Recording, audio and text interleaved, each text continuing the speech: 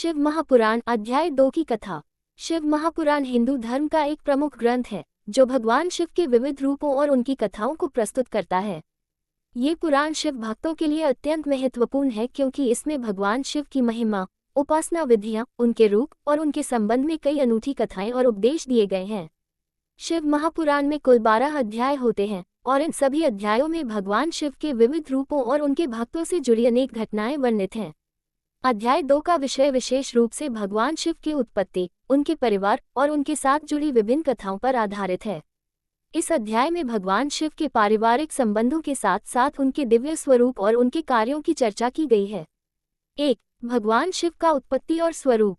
शिव महापुराण के दूसरे अध्याय में भगवान शिव की उत्पत्ति का वर्णन मिलता है। शिव का जन्म प्रकृति के प्रारंभिक काल में हुआ था, जब संसार के निर्माण के लिए भगवान ब्रह्मा ने अपनी सृष्टि प्रारंभ की थी। भगवान शिव साक्षात परमात्मा है और उनका स्वरूप निराकार एवं अद्वितीय है। उन्हें कई नामों से पुकारा जाता है, जैसे महेश्वर, रुद्र, त्रिपुरारी आदि। शिव महापुराण में भगवान शिव को आदिव्य और प्रकृति से परे बताया गया है।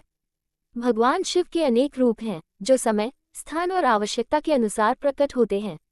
उनका प्रमुख रूप त्रिमूर्ति में शामिल है, जिसमें वे ब्रह्मा और विष्णु के साथ संसार के पालन, सृजन और संहार का कार्य करते हैं। भगवान शिव के दर्शन से जीवों को मोक्ष प्राप्त होता है और वे संसार से मुक्त हो जाते हैं। 2. शिव परिवार और देवी पार्वती। भगवान शिव का परिवार भी अत्यंत दिव्य है। उनके साथ देवी पार्वती, गणेश और कार्तिकेय की उपस्थिति इस परिवार की महिमा को बढ़ाती है। शिव महापुराण में देवी पार्वती के साथ उनके प्रेम, विवाह और उनके बच्चों की कथाओं का विस्तार से उल्लेख किया गया है। पार्वती, जो कि भगवान शिव की पत्नी है, उनके साथ नाना प्रकार की कहानियां जुड़ी हुई हैं, जैसे उनका तपस्या करना, भगवान शिव को पाने के लिए कठिन प्रयास करना और अंततः भगवान शिव से विवाह करना।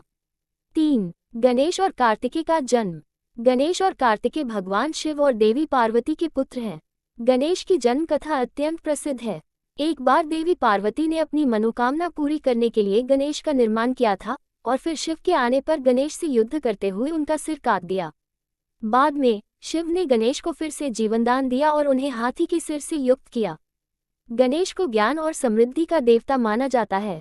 उनका सम्मान पूरे भारतवर्ष में अत्यधिक है और उन्हें विघ्नहर्ता के रूप में पूजा जाता है।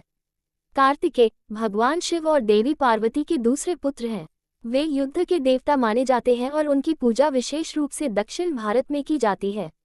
उनकी महिमा का वर्णन भी शिव महापुराण के अध्याय 2 में किया गया है, जिसमें उनके साहस, वीरता और उनके द्वारा राक्षसों का वध करने की कथा का उल्लेख है।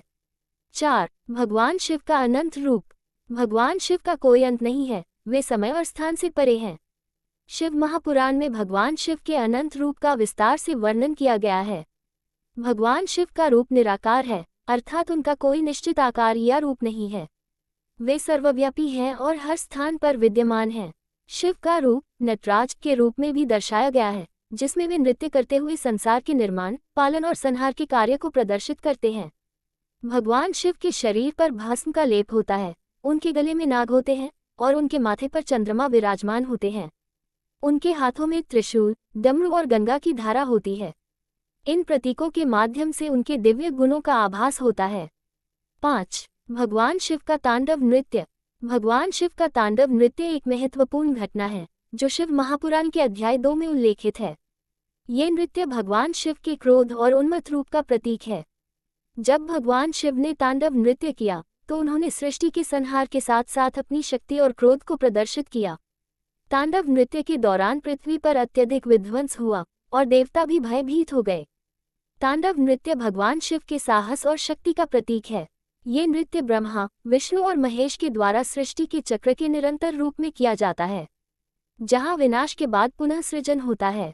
तांडव नृत्य के बाद भगवान शिव का शांत रूप प्रकट होता है, जो उनके संहारक और रचनाकार रूपों के सामंजस्य को दर्शाता है।